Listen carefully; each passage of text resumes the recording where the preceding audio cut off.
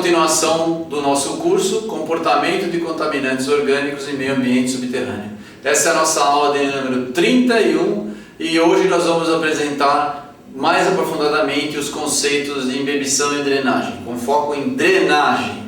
Essa aula se insere num contexto maior de fluxo multifásico, que é importante para você que trabalha com a variação de fase livre e fase residual para remediação. Na aula de hoje, então, nós vamos apresentar a expansão do conceito de drenagem, como nós fizemos na aula de número 30, a expansão do conceito de imbibição, que é o deslocamento do fluido não molhante pelo fluido molhante. Na aula de hoje, nós vamos fazer a expansão do conceito do deslocamento do fluido molhante pelo fluido não molhante.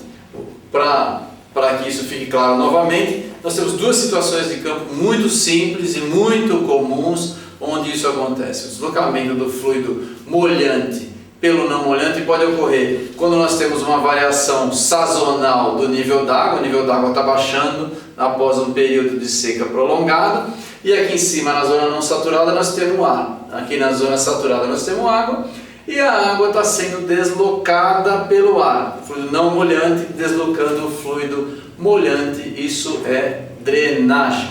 Se nós pensarmos ainda na mesma situação simples, só que aqui nós temos fase livre, por exemplo, gasolina ou qualquer outro nepo. Quando nós tivermos a fase livre aqui, não molhante, aqui embaixo a fase molhante, quando nós tivermos o rebaixamento do nível da água, o que acontece? A gasolina, que é o não molhante, desloca o molhante.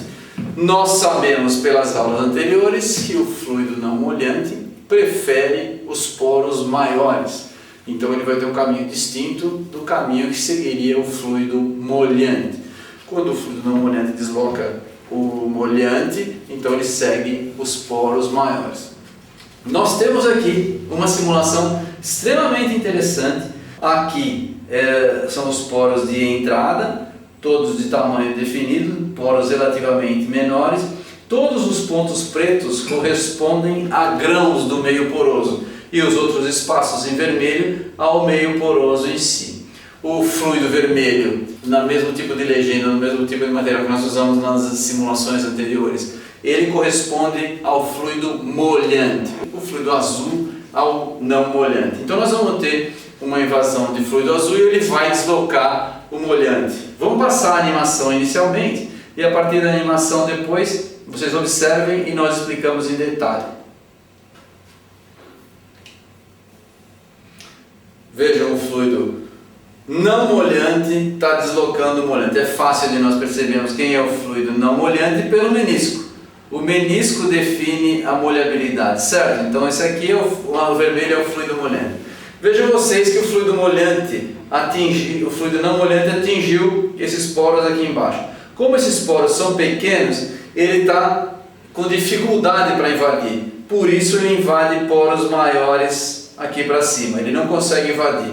No momento em que ele está tentando invadir, sabendo que a pressão está aumentando, ele invadiu. Quando o fluido não molhante consegue romper e passar aqui, significa que nós temos uma distribuição de pressão contínua dentro desse fluido e nós temos o que nós chamamos de perda de carga. Com isso, todo o caminho preferencial já está definido. E o fluido não molhante, à medida que nós injetamos mais fluido não molhante aqui por cima, ele vai seguir sempre o mesmo caminho e ele vai sair do modelo pelos mesmos poros. Vamos repetir novamente o experimento para que nós consigamos observar alguns fenômenos importantes.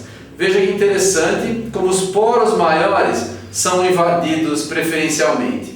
Poros maiores, quando ele para num poro menor, outro poro maior tem preferência. Poro maior, aqui vai ter um poro maior, veja como ele é preenchido rapidamente, até chegar aqui embaixo nos poros menores.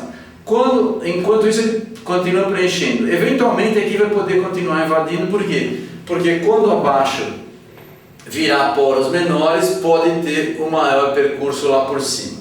Ele só vai deixar de invadir os poros aqui quando os poros que ele tiver que invadir aqui forem menores em dimensão do que os poros de saída aqui embaixo.